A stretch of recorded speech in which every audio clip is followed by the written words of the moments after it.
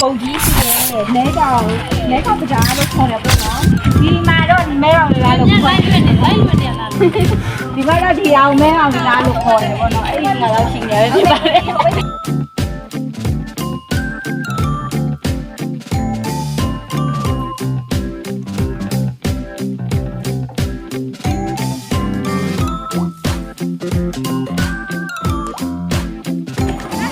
ကျကတော့ပေါ့နော်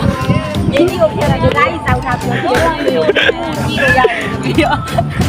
စင်တာပဲဖြစ်ပါ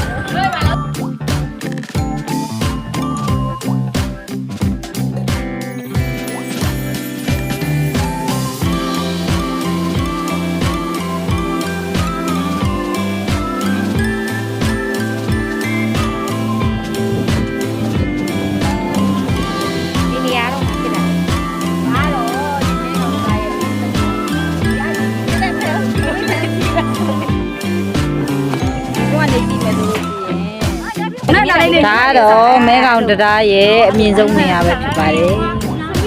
ကျမတို့ခုရောက်နေတဲ့နေရာပေါ့နော်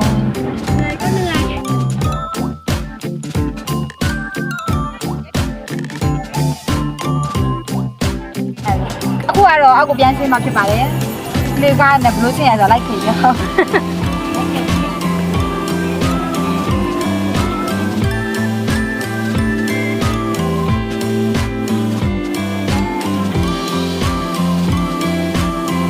အခုစင်းရတော့မိသမီးလေးတွေပေါ့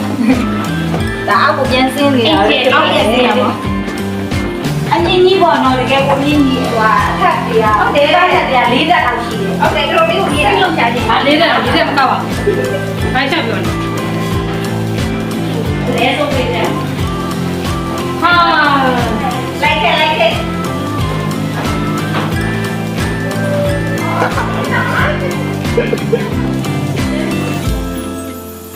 ယူကောင်းမဲ့အမြင့်နေရာမှာပုံရိုက်ရှင်ဖတ်လာပုံရိုက်ရှင်နေရှင်ဒီနေရာလာခဲ့လို့ဖိတ်ခေါ်ပါနဲ့